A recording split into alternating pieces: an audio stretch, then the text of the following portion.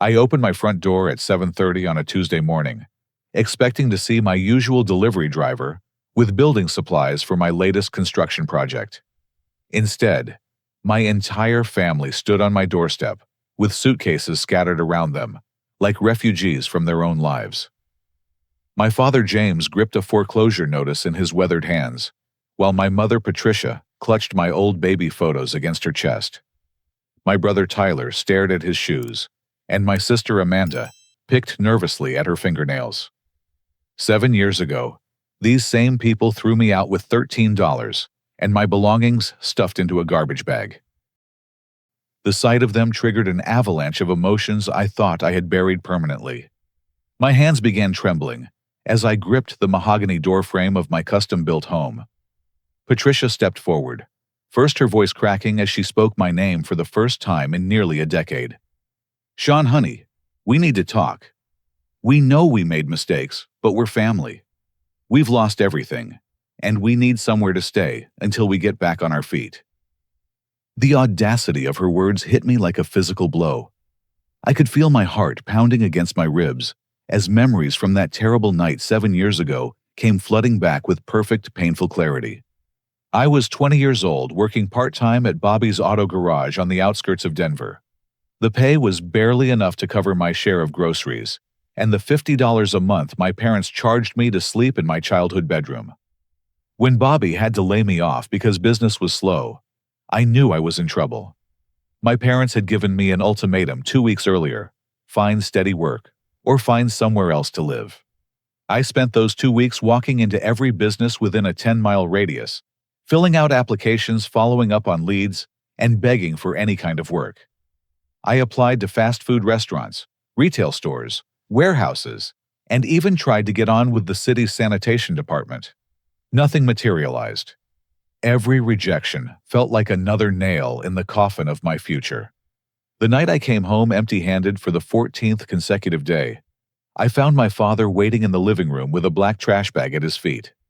He didn't look up from his newspaper when I walked through the front door. "Well," he asked, his voice as cold as a Colorado mountain morning.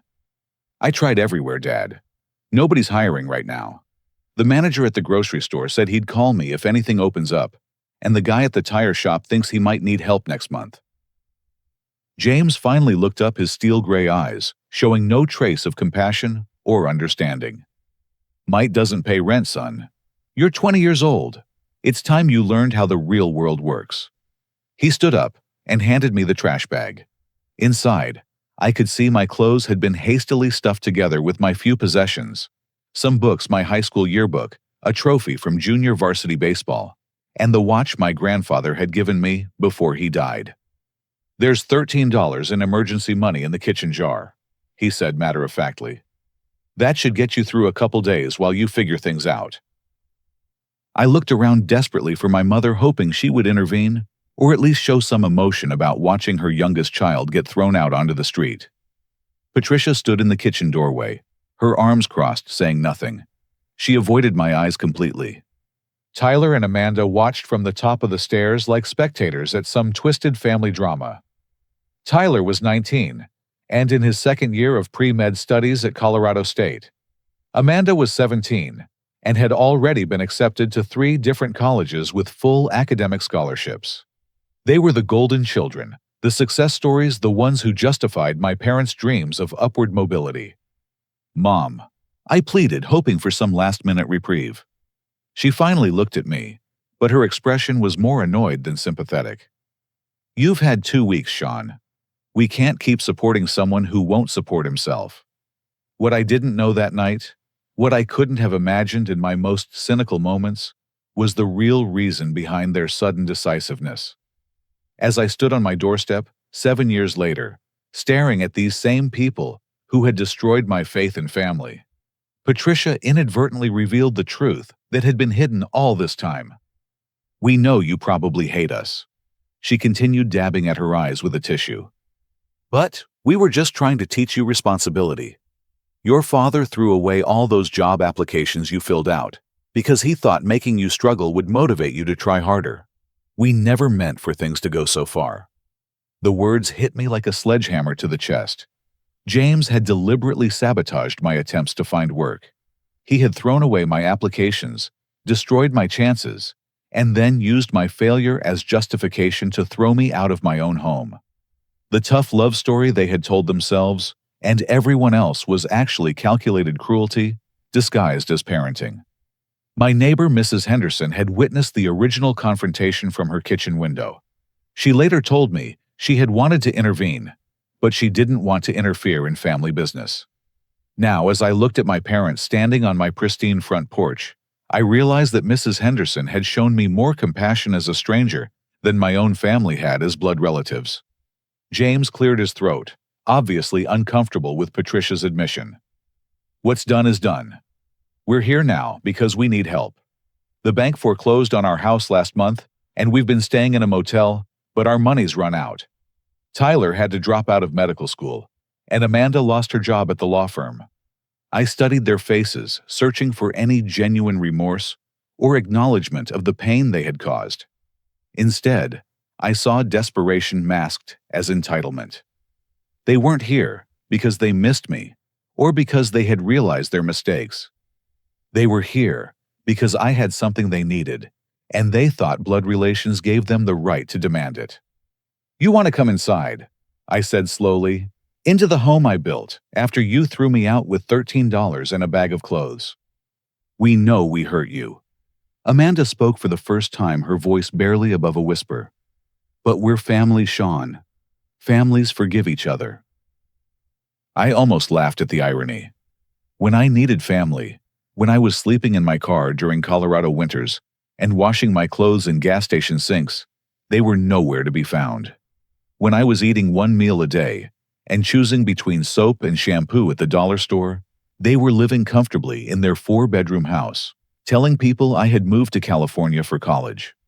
But now that I had stability, success, and property, suddenly family mattered again. As I looked at my family standing there with their suitcases and sob stories, my mind drifted back to those first brutal months after they kicked me out. The reality of homelessness in Denver had hit me like a freight train loaded with ice-cold despair. My $13 lasted exactly 2 days. I spent $4 on a fast food value meal the first night and slept in my car in a 24-hour Walmart parking lot. The November air was already biting, and my beat-up Honda Civic provided little protection against the dropping temperatures. I used my jacket as a blanket and my backpack as a pillow, but sleep came in fragments, interrupted by security guards tapping on my windows and other displaced people shuffling past my car. The second day, I spent $3 on a gas station breakfast burrito and a small coffee. I used the remaining $6 to put gas in my tank so I could drive to temp agencies and construction sites looking for day labor. Nobody would hire someone without a permanent address or a working phone number. The few jobs that were available required me to report at 5 in the morning for 12-hour shifts that paid cash at the end of the day. When my money ran out completely, the real education began. I learned which gas stations had the cleanest restrooms for washing up. I discovered that some fast food restaurants threw away perfectly good food at closing time, and that asking politely sometimes resulted in free meals from sympathetic managers. I found out which parking lots allowed overnight stays and which ones would have you towed by midnight. The Denver Public Library became my sanctuary during the day. I could use their computers to apply for jobs, their restrooms to clean up, and their reading rooms to escape the cold. The librarians were kind, but professional, never making me feel like I didn't belong even when I started showing up in the same clothes multiple days in a row. During my second week on the streets, I met Marcus Williams at a soup kitchen behind St. Andrew's Methodist Church. Marcus was a Vietnam veteran in his 50s who had been homeless for 3 years after losing his construction job due to a back injury. He had graying hair pulled back in a neat ponytail and eyes that had seen too much suffering, but still held traces of kindness. First time, he asked as we sat at a folding table eating donated sandwiches. I nodded, too embarrassed to speak. "Winter's coming fast," he said matter-of-factly. "You got a car?" "A Honda Civic," I replied. "That'll work for now, but you need to learn the rules quick. Walmart parking lot on Riverside Drive is safe until midnight. Then, you move to the truck stop on Highway 36. Cops don't bother you there as long as you keep moving. During the day, you can shower at the YMCA downtown for $5 if you can scrape it together. Marcus taught me which churches served meals on which days, how to stay warm using cardboard and newspaper, and most importantly, how to maintain dignity in the face of constant humiliation. He showed me how to keep my clothes clean in public restrooms and how to shave using cold water and soap dispenser liquid. 3 weeks into my homeless experience, I met Rita Gonzalez and her 8-year-old daughter Lucy. They were living in their minivan after Rita lost her job at a medical billing company.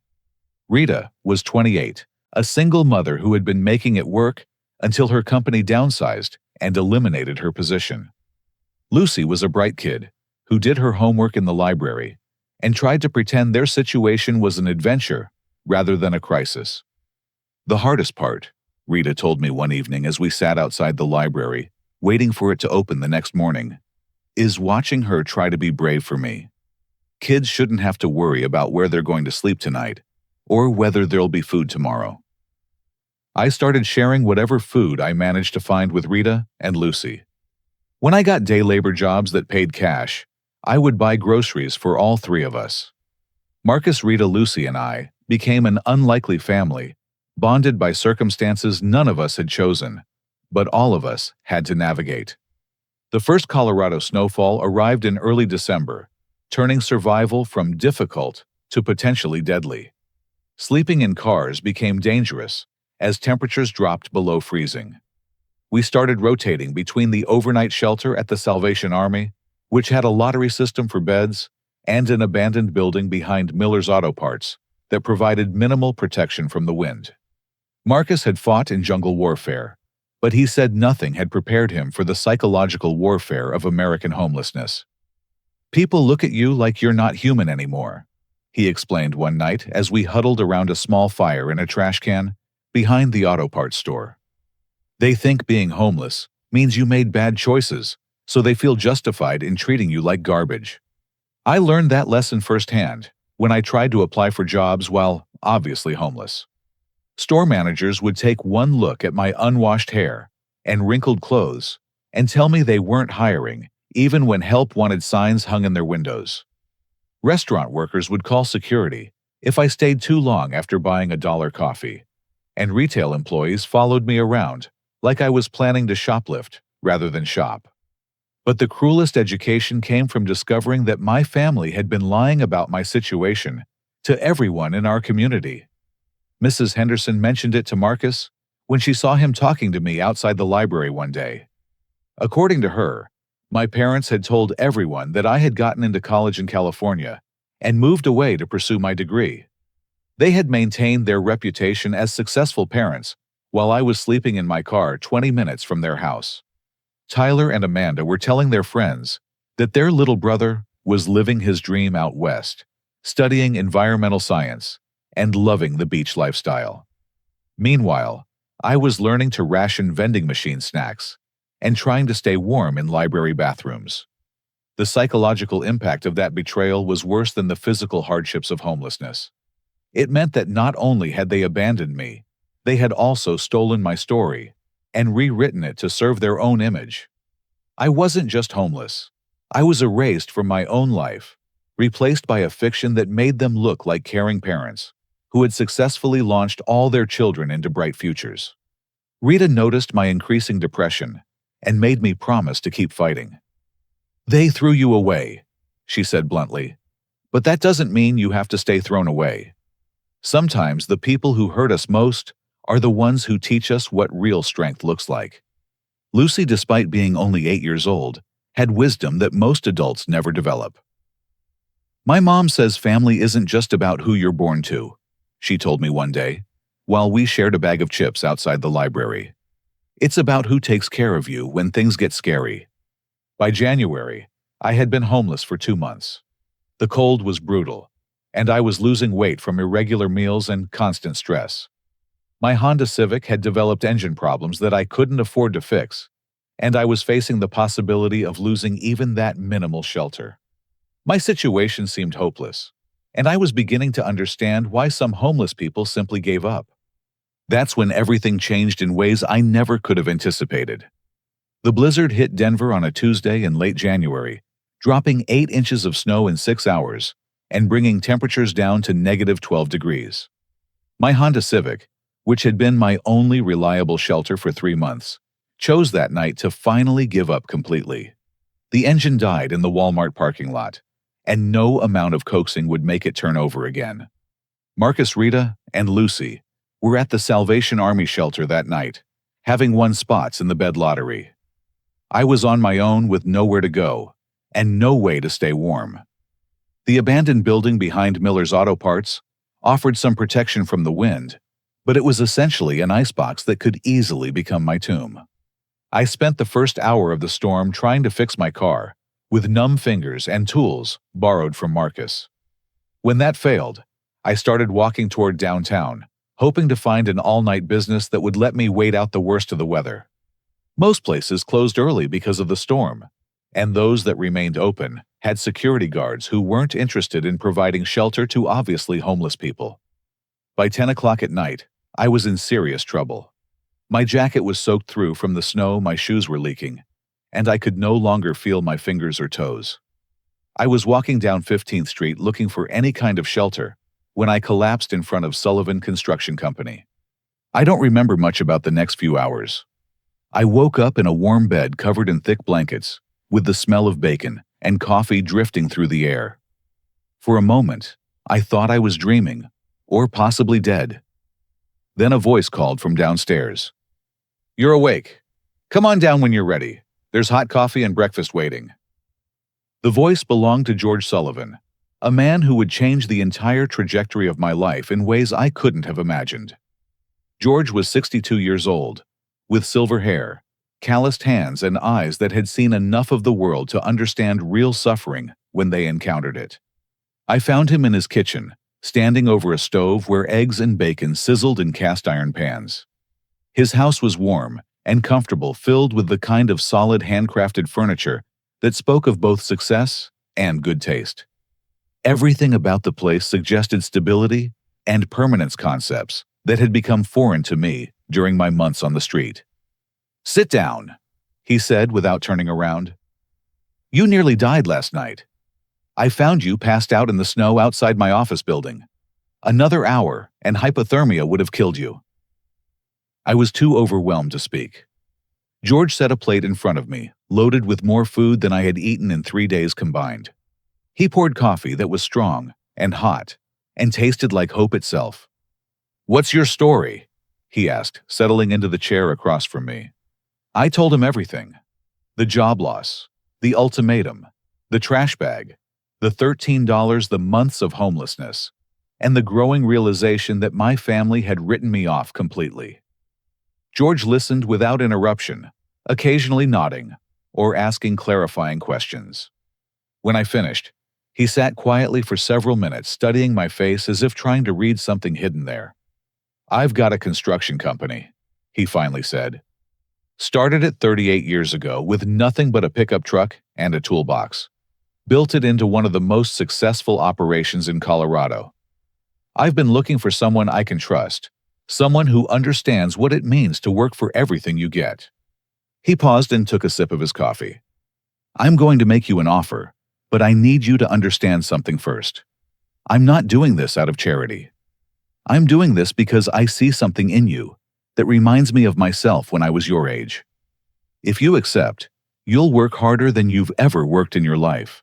You'll learn every aspect of construction and business management. You'll earn every dollar I pay you and every opportunity I give you." The offer was simple. I could live in his guest room rent-free while I learned the trade and got back on my feet. In exchange, I would work for his construction company starting at entry-level wages, but with opportunities to advance based on performance and dedication. Why, I asked, unable to understand why a successful businessman would take such a risk on someone he had just met. George's expression grew serious, and for the first time I saw pain flicker across his features. Because 39 years ago, my own family threw me out when I was 19. My father thought I was a disappointment because I wasn't interested in taking over his accounting firm. He wanted me to be a desk jockey, pushing papers, and calculating other people's taxes. I wanted to build things with my hands. He showed me a scar on his palm from an old construction injury. The night he kicked me out, he told me I'd never amount to anything working with my hands, said I was wasting my potential and embarrassing the family name. I slept in my truck for 8 months, working day labor jobs and saving every penny until I could afford my own tools and a business license.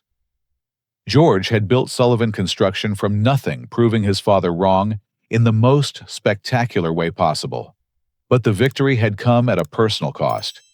His father died before they reconciled, and his mother never forgave him for choosing blue-collar work over white-collar respectability. "I've got 2 children," he continued. "Both of them live in other states, and neither of them speaks to me anymore. They think construction work is beneath them, just like my parents did. They're waiting for me to die so they can inherit everything and sell the business." The irony wasn't lost on either of us. George had spent 4 decades building something meaningful, and the people who shared his blood wanted nothing to do with it, except for the money it might provide them someday. "I need someone who understands what this business really means," he said. "Someone who knows what it's like to have nothing and appreciates the value of everything. Someone who won't take success for granted because they've lived without it." I accepted his offer immediately, though I could barely process what was happening. 3 months earlier, I had been a college dropout living in my childhood bedroom. Now, I was homeless. And suddenly, I was being offered a chance to rebuild my entire life from the ground up. The first year with George was transformational in ways that went far beyond learning construction skills. He taught me how to read blueprints, how to manage job sites, how to work with subcontractors, and how to solve problems that didn't have obvious solutions. But more importantly, he taught me how to believe in myself again. George became the father figure I had always needed, but never received from James. He was demanding, but fair, critical, but supportive, and always focused on helping me become better than I thought I could be. He introduced me to his housekeeper Maria, who treated me like the son she never had, cooking meals that reminded me what home was supposed to feel like. During my second year with George, I earned my contractor's license and started managing smaller projects independently. I discovered that I had natural abilities for both the technical aspects of construction and the business side of operations. George began delegating more responsibility to me, and I proved that his faith in my potential was justified. But during my 3rd year, George revealed something that changed everything once again. We were reviewing job site reports in his office when he suddenly stopped talking and stared out the window for several minutes. "There's something I need to tell you," he said finally. "I've been battling cancer for the past year. The doctors aren't optimistic about my long-term prognosis." The words hit me like a physical blow. George had become the most important person in my life, and the thought of losing him was devastating. But what he said next was even more shocking. "I want you to take over the business when I'm gone, not my children who've never shown any interest in what I've built. You've earned it, and you understand what it means." He had already spoken to his lawyer about transferring ownership shares to me, gradually preparing for a succession that would ensure Sullivan Construction continued to thrive after his death. "This cancer might take my life," he said, "but it's not going to destroy what we've built together." The next 3 years flew by in a whirlwind of growth, learning, and gradual transformation from a homeless young man into a successful business owner. George's mentorship became more intensive as his health declined, ensuring that every aspect of Sullivan Construction's operations became second nature to me. By the time I turned 26, I was managing 12 full-time employees and overseeing construction projects worth millions of dollars. George had officially transferred 60% ownership of the company to me, with the remaining shares to be transferred upon his death. The transition was seamless, because George had spent years teaching me not just how to do the work, but how to think like a business owner. The house that would eventually become the source of my family's desperation was one of our flagship projects. George and I designed and built it together as a demonstration of Sullivan Construction's capabilities. The $760,000 home featured custom woodwork, energy-efficient systems, and architectural details that showcased our craftsmanship. When it was finished, George surprised me by deeding it to me as a token of his appreciation for my dedication. "Every man needs a place to call home," he said during the deed transfer ceremony. "You've never had that, and it's time you did." Living in that house felt surreal after years of homelessness and uncertainty. I had gone from sleeping in my car to owning a property that most people could only dream of. But the success felt incomplete because the people I had once considered family had no idea about any of it. That changed during my 4th year with George, when he hired a private investigator named Diana Ross to research my family's financial situation. Diana had no relation to the famous singer, but she had the same attention to detail and persistence that made her excellent at uncovering hidden information.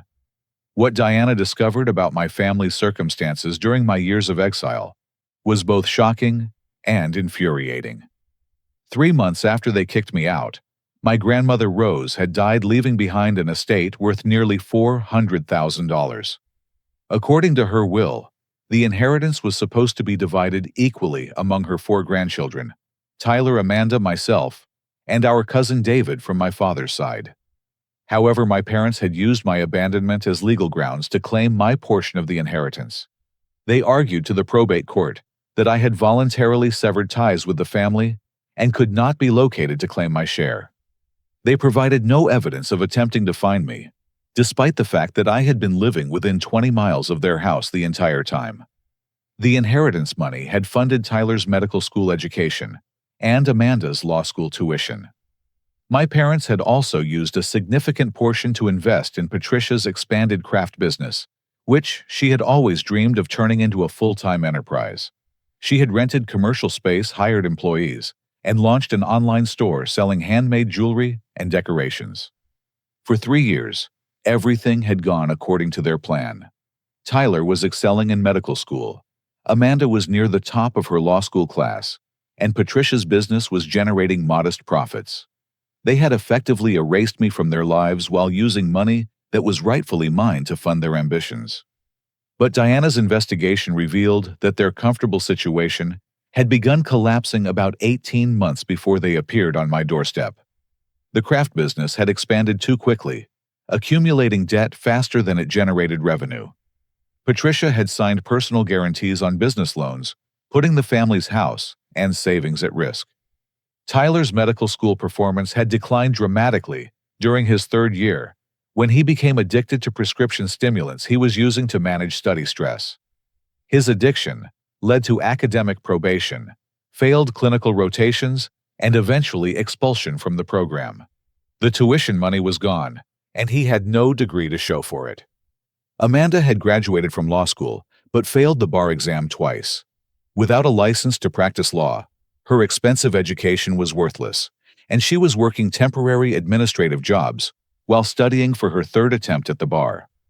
James had been forced to take early retirement from his construction job due to back problems reducing the family's income significantly. Their mortgage payments, credit card debt, and business loans had overwhelmed their ability to maintain their lifestyle. The final blow came when Patricia's business failed completely, leaving them responsible for enormous debts they had no way to repay. The bank had foreclosed on their house, and they were facing bankruptcy proceedings that would eliminate most of their remaining assets. Diana also uncovered something even more disturbing: legal documents, showing that my family had attempted to have me declared legally dead after 5 years of no contact. This would have allowed them to claim any assets or inheritance that might come to me in the future, including life insurance policies and potential legal settlements. The petition for death declaration had been filed just 6 months before they appeared on my doorstep, but it had been blocked by intervention from George and his attorney. William Martinez, who had been my grandmother's lawyer, had become suspicious when he learned about the inheritance manipulation and had been quietly monitoring my family's legal activities. "Your family's sudden interest in reconnecting with you," Diana explained during her final report. coincides exactly with them learning through legal channels about your inheritance of George's estate. They're not here because they miss you or because they've realized their mistakes. They're here because they need money and they think you owe it to them. George was in the final stages of cancer treatment when Diana presented her findings. His health was declining rapidly, but his mind remained sharp enough to understand the implications of what we had learned. "They robbed you once," he said, his voice weak but determined. "We're not going to let them do it again." George's attorney, Jennifer Clark, helped us prepare legal defenses against any future claims my family might make against the business or my inheritance. We documented everything: the stolen inheritance money, the attempted death declaration, and the years of deliberate abandonment, while they benefited from money that should have been mine. When people show you who they really are, George told me during one of our last conversations, believe them the first time. Your family has shown you that they see you as a source of money rather than a person worthy of love. George passed away on a quiet Sunday morning in early spring, surrounded by the chosen family he had built through decades of kindness and mentorship. Maria, his housekeeper, held his hand. Dr. Elizabeth Warren, his oncologist, who had become a close friend, was there to ensure he was comfortable. I sat by his bedside, grateful for the chance to say goodbye to the man who had saved my life and given me a future worth living. The funeral was attended by dozens of people whose lives George had touched: employees, subcontractors, clients, and community members who had benefited from his generosity over the years. His biological children attended, but sat separately, their discomfort obvious, as they realized how many people had considered George family, despite having no blood relation to him. The reading of the will confirmed what George had promised. I inherited Sullivan Construction Company in its entirety, along with his house, personal assets, and a trust fund that ensured the business could continue operating during the transition period. His biological children received modest inheritance gifts, but nothing approaching the value of what I had been given. 3 months after George's funeral, my family appeared on my doorstep with their suitcases and their desperate story. Grief over losing George had consumed me for weeks after his funeral. The man who had saved my life taught me everything I knew about business and self-worth, and shown me what real family looked like was gone. I found myself wandering through my beautiful house, overwhelmed by both gratitude for what he had given me and devastating sadness that I would never again hear his voice, offering guidance when I needed it most. The employees at Sullivan Construction had rallied around me during the transition, understanding that George had prepared me well for leadership, but also recognizing that losing a mentor was different from losing a boss. Maria continued working at the house, refusing my offers to increase her salary because she said taking care of George's chosen son was what he would have wanted. Dr. Elizabeth Warren checked on me regularly, not as a patient, but as someone who understood the unique bond George and I had shared. She had watched him pour everything he had left into preparing me for success, and she wanted to ensure that his efforts hadn't been wasted. "George saw something in you that even you didn't see," she reminded me during a particularly difficult week. "He didn't save you just to watch you survive. He saved you because he knew you could thrive." I was beginning to find my footing as the full owner of Sullivan Construction when my family appeared on my doorstep. Their timing wasn't coincidental, as Diana Ross's investigation had revealed. Legal documents showed that they had learned about my inheritance through probate court filings that were public record. Standing there looking at them after 7 years of complete silence, I felt a mixture of emotions that threatened to overwhelm my carefully constructed composure. Part of me was still the 20-year-old boy who had desperately wanted his family's approval and love. But a larger part of me was now a successful 27-year-old man who understood that some relationships are too damaged to repair. Patricia repeated her speech about family and forgiveness, while James stood silently holding the foreclosure notice like evidence of their victimhood. Tyler and Amanda seemed embarrassed, but determined to let their parents do the talking. "We know we hurt you." Patricia continued, her voice taking on the manipulative tone I remembered from childhood arguments. But we've learned from our mistakes. We're different people now, and we want to make things right. I invited them inside not because I was ready to forgive them, but because I needed to hear exactly what they thought making things right meant. My living room, with its custom furniture and expensive artwork, seemed to impress them in ways that made me uncomfortable. They looked around like they were appraising real estate rather than visiting family. James finally spoke his voice, carrying the same authoritative tone he had used when he threw me out 7 years earlier. "This is a beautiful home, son. You've done well for yourself. We always knew you had potential, even when we were tough on you." The revisionist history was breathtaking in its audacity. They had gone from calling me a disappointment and burden to claiming they had always believed in my potential. Amanda tried a different approach, appealing to childhood memories and shared experiences. "Remember how we used to build blanket forts in the basement, and how Mom would make pancakes shaped like animals on Sunday mornings? We were a family once, Shawn. We can be a family again." Tyler nodded enthusiastically, adding his own manipulative nostalgia. "You missed so much while you were away. Dad's retirement party, Mom's 50th birthday, my graduation from medical school. We saved pictures for you, hoping you'd come back someday." The lies were layered so thick, I could barely process them. Tyler had been expelled from medical school, not graduated. They hadn't saved anything for me, because they had told everyone I was living in California, and the family memories they were referencing had always been more fantasy than reality. But what came next revealed the true purpose of their visit. "The thing is," Patricia said, her voice becoming more urgent, "we've hit a rough patch financially. The business didn't work out the way we hoped, and Tyler's medical training was more expensive than we expected. We're hoping we can stay here temporarily while we figure out our next steps." "How temporarily?" I asked. "Just until we get back on our feet," James replied. "Maybe 6 months, maybe a year. This house is certainly big enough for all of us, and we're still family despite everything that's happened." The assumption that I owed them anything, much less free housing in the home I had earned through years of hard work and sacrifice, was staggering. They had thrown me out with $13 in a garbage bag, then stolen my inheritance to fund their own ambitions. Now they expected me to provide for them during their crisis, as if the past 7 years had never happened. "What happened to the inheritance from Grandma Rose?" I asked casually, watching their faces for reactions. Patricia and James exchanged glances that confirmed they knew I had discovered their secret. "That was used for the kids' education and the business investment," Patricia said defensively. "It's all gone now. We lost everything when the economy changed, and people stopped buying handmade crafts." "What about my share?" I pressed.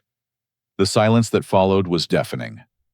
Tyler and Amanda suddenly found the floor very interesting, while James cleared his throat several times. "We tried to find you," James finally said, "but you had disappeared completely.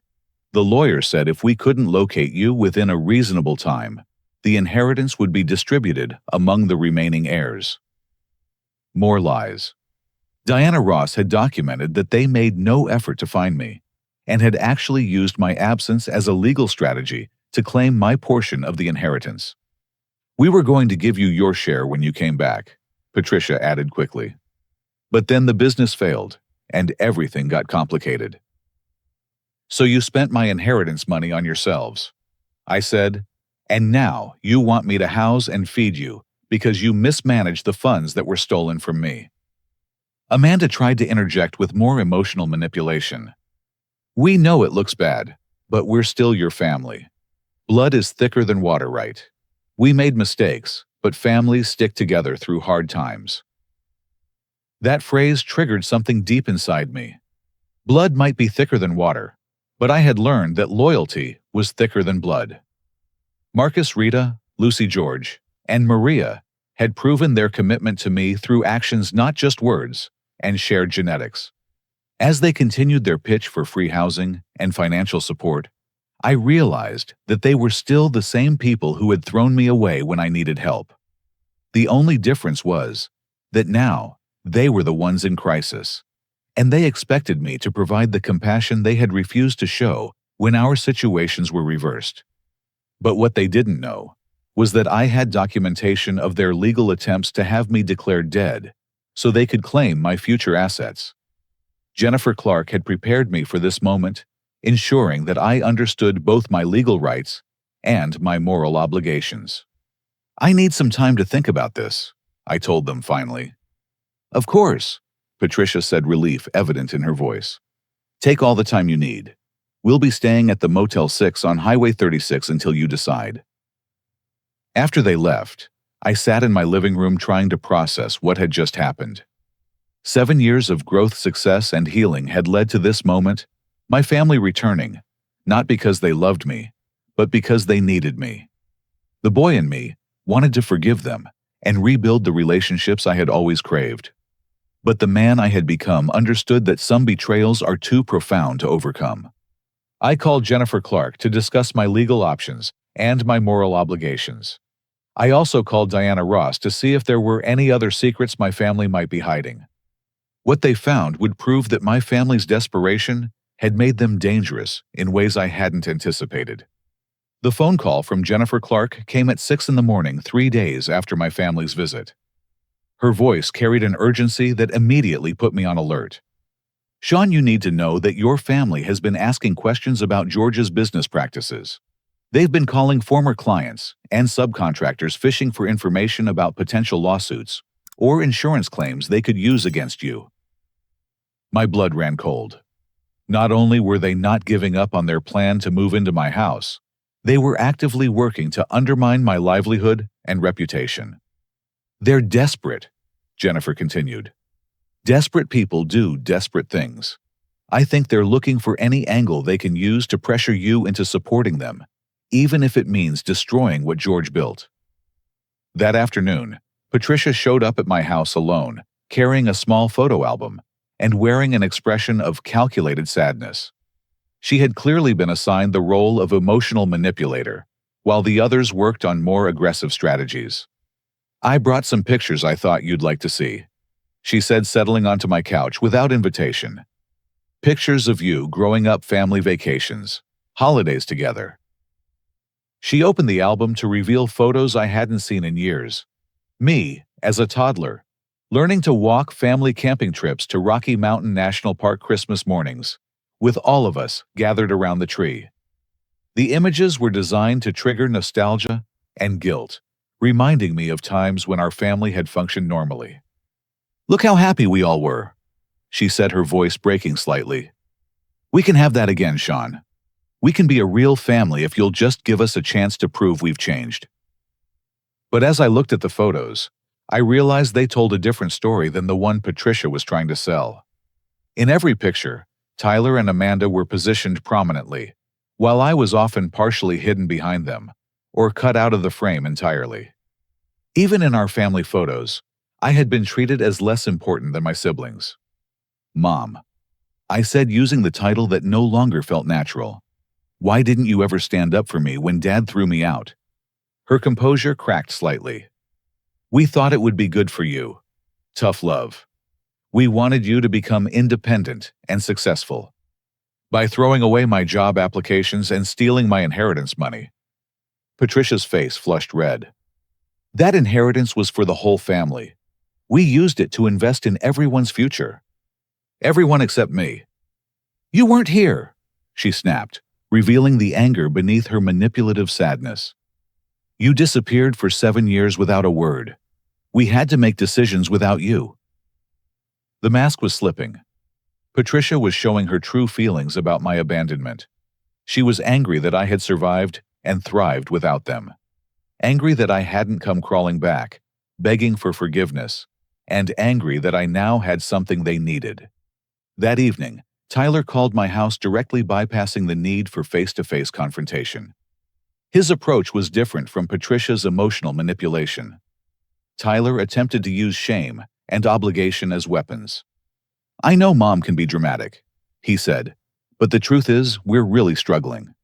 Dad's back injury means he can't work, and Mom's health isn't good either. Amanda and I are trying to support them, but we're barely making ends meet ourselves. More lies. Diana Ross had confirmed that James was collecting full disability benefits and had recently been seen playing golf at the country club.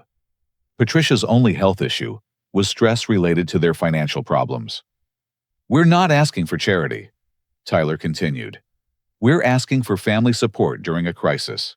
When I'm established as a doctor, I'll pay you back everything you invest in us." Tyler's expulsion from medical school made his promise of future repayment meaningless, but he was counting on me not knowing about his academic failure. "What happened with medical school?" I asked. The silence on the phone stretched for nearly 30 seconds. "I had to take a leave of absence for financial reasons," he finally said. "But I'm planning to re-enroll next year when our situation improves." Another lie. Medical schools don't readmit students who were expelled for academic misconduct and drug-related problems. The next day, Amanda arrived with a different strategy entirely. She brought legal documents and adoption papers, trying to present herself as the reasonable family member who understood business and contracts. "I've been thinking about this situation from a legal perspective." She began spreading papers across my coffee table. "As family members, we might have legitimate claims against the estate if proper notification procedures weren't followed when you inherited everything." She was threatening a lawsuit disguised as legal advice from a concerned sister. Amanda was betting that I would rather pay them off than fight an expensive legal battle, even if their claims were ultimately groundless. "The inheritance laws in Colorado are very specific about notification requirements," she continued. "If George's will didn't properly account for your existing family relationships, there could be grounds for challenging the distribution." What Amanda didn't know was that George's estate planning had been handled by some of the best attorneys in Colorado, specifically because he wanted to ensure his wishes couldn't be challenged by disgruntled relatives. Jennifer Clark had documented everything meticulously, including my family's history of abandonment and theft. "Are you threatening to sue me?" I asked directly. "I'm just explaining your legal vulnerabilities," Amanda replied with a smile that didn't reach her eyes. "Litigation is expensive and time-consuming for everyone involved. It would be much simpler to work out a family arrangement that benefits everyone." That evening, all four of them returned together for what they clearly intended to be their final ultimatum. James took the lead, his construction worker directness replacing the manipulation tactics his wife and children had attempted. "Here's the situation," he said bluntly. "We've been patient and respectful, but our time is running out. We need a place to stay, and you have a big house with plenty of room. We're moving in tomorrow, whether you like it or not." "Excuse me," I said, barely believing what I was hearing. "You're our son," James continued. "This family owes you nothing. We clothed you, fed you, and put a roof over your head for 20 years. Now it's your turn to take care of us." Patricia nodded enthusiastically. "We've already packed our things. We'll be respectful guests, but we're not taking no for an answer anymore." Tyler and Amanda seemed uncomfortable with their father's aggressive approach, but they didn't speak up to contradict him. "And if I refuse?" I asked. "Then we'll have to explore other options," Amanda said ominously. "Legal options." James was more direct. "We know things about your mentor's business practices, things that might interest the IRS or the state licensing board. It would be a shame if those agencies started investigating Sullivan Construction based on anonymous tips. They were threatening to file false reports against my business unless I provided them with free housing and financial support." The extortion was explicit and unmistakable. But what they didn't know was that I wasn't facing them alone. As if on cue, there was a knock at my front door. I opened it to find Marcus Williams, Rita Gonzalez, and Lucy Gonzalez standing on my porch. Marcus looked exactly the same as he had during our homeless days, except his clothes were clean and new. Rita was dressed professionally, and Lucy had grown into a poised young woman of 15. "Sorry to interrupt," Marcus said, "but we thought you might need some support right about now." My family stared in confusion as these three strangers walked into my living room with the confidence of people who belonged there. Who are these people? Patricia demanded. This is my real family, I replied. The people who were there for me when you threw me away. Marcus stepped forward, and I could see the military bearing that he had developed during his time in Vietnam. I'm Marcus Williams, United States Army veteran. Rita here is a licensed social worker, specializing in family dynamics and manipulation. And Lucy is about to start her sophomore year at Colorado State University on a full academic scholarship. Rita opened a folder she had brought with her. We've been documenting the harassment you've been experiencing from your biological relatives. The emotional manipulation, the financial extortion, the threats of false legal claims. Lucy, despite being only 15, spoke with an authority that stunned my biological family.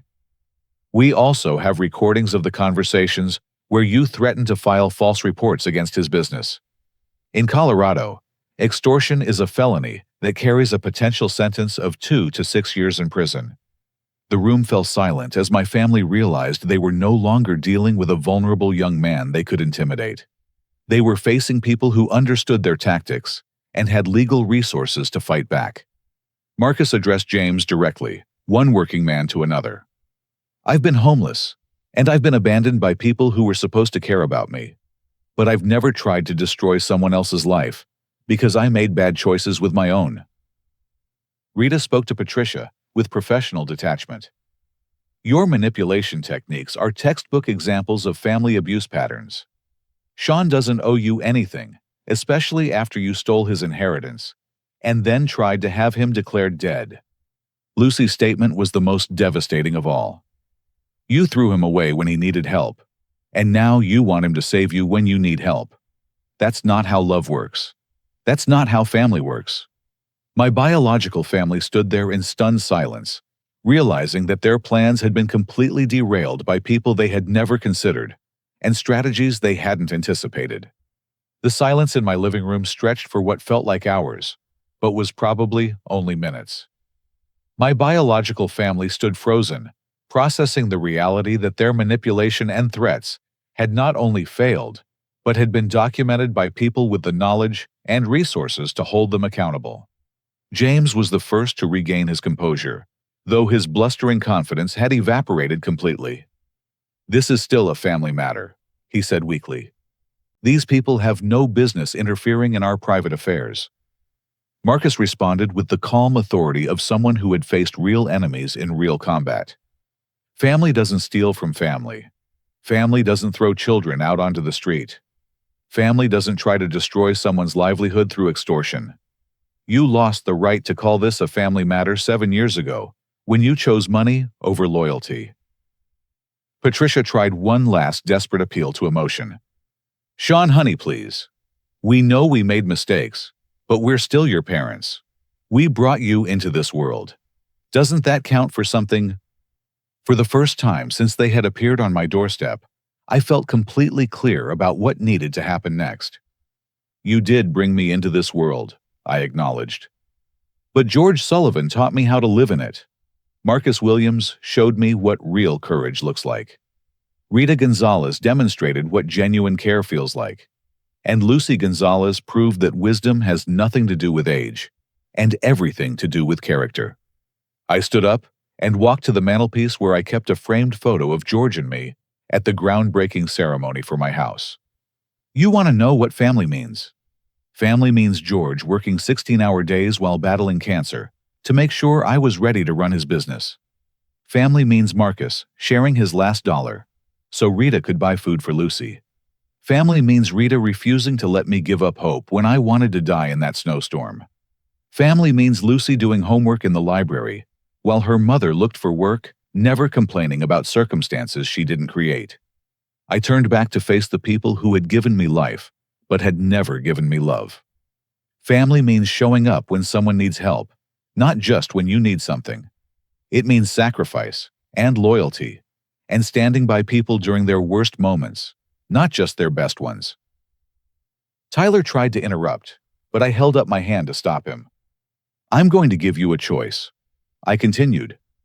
The same kind of choice you gave me 7 years ago, except mine, comes with actual options instead of just an ultimatum. I walked to my desk and pulled out a folder that Jennifer Clark had prepared for this moment. Option 1. You can return the inheritance money you stole from me with interest. The total amount is $437,000.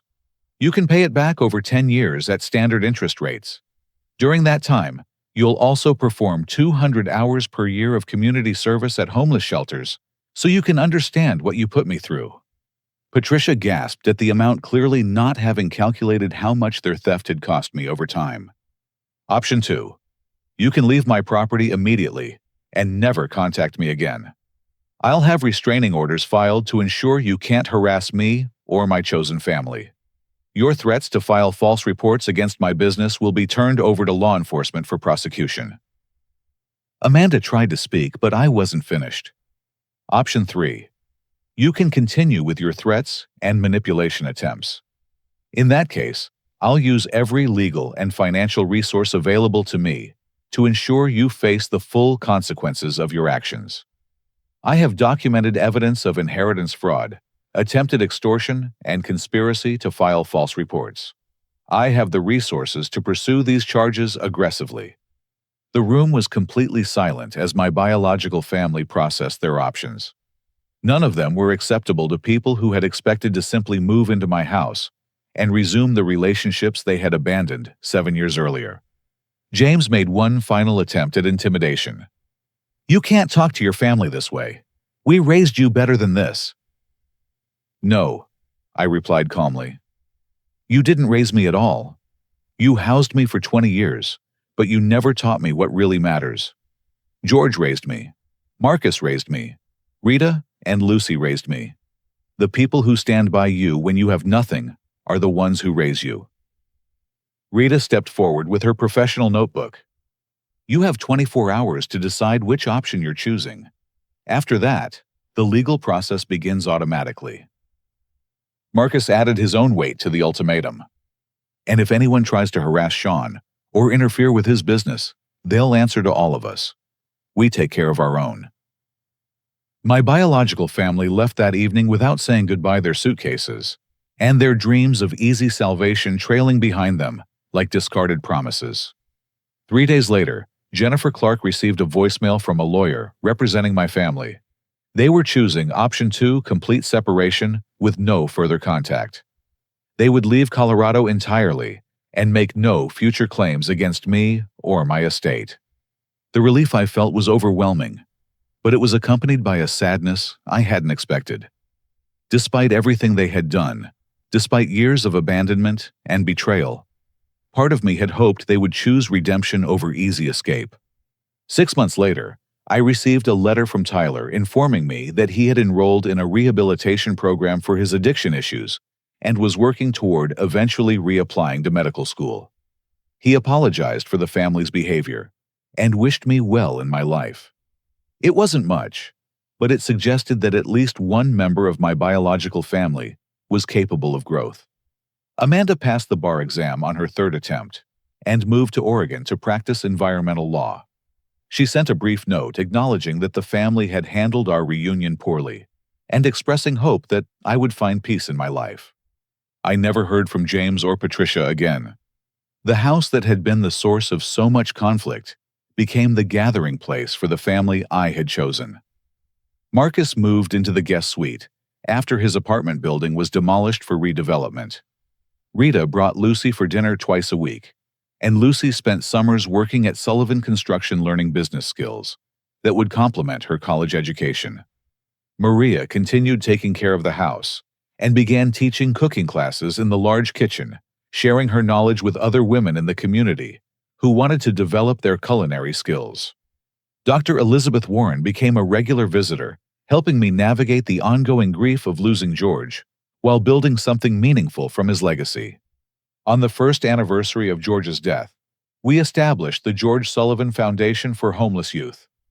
The foundation provided housing assistance, job training, and mentorship programs for young people aging out of foster care or escaping family abandonment. The irony wasn't lost on me that my biological family's greed had led to programs that would help other young people avoid the struggles I had endured. Their selfishness had inadvertently created opportunities for generosity that honored George's memory while addressing real community needs. Standing in my living room 5 years after that confrontation, surrounded by the people who had proven their love through actions rather than words, I understood something fundamental about human relationships. Blood creates biological connections, but love creates family bonds. Genetics determines who shares your DNA, but character determines who shares your life. My biological family had taught me what betrayal looked like, but my chosen family had shown me what loyalty felt like. My biological family had demonstrated how relationships could be used for exploitation, but my chosen family had proven how relationships could be sources of strength and support. The $760,000 house had never been about the money or the status it represented. It had been about having a place where people who genuinely cared about each other could gather safely, knowing they belonged there, because of who they were, rather than what they could provide. George had saved my life during that snowstorm, but the real rescue had happened gradually, over years of patient mentorship and unconditional support. He had taught me that success wasn't about accumulating wealth or proving other people wrong. Success was about building something meaningful that would outlast your own life and benefit people who needed what you had learned to offer. The question isn't whether family should stick together through difficult times. The question is, what defines family in the first place? Is it the accident of shared genetics, or is it the deliberate choice to support each other through challenges and celebrate each other's victories? I learned that real family members show up consistently, not just during crises. They invest in your growth, rather than just expecting benefits from your success. They tell you the truth, even when it's difficult to hear, and they stand by you, even when it's inconvenient for them. Most importantly, I learned that some relationships can't be repaired because they were never really built properly in the first place. Sometimes the healthiest choice is to stop trying to fix what was always broken and start building something new with people who understand what genuine connection requires. 7 years of homelessness struggle and eventual success had taught me that the family you choose is often stronger than the family you're born into, because chosen family is based on mutual respect and demonstrated commitment rather than obligation and expectation. What experiences have taught you the most about what family really means? Have you ever had to choose between loyalty to people who share your blood and loyalty to people who share your values?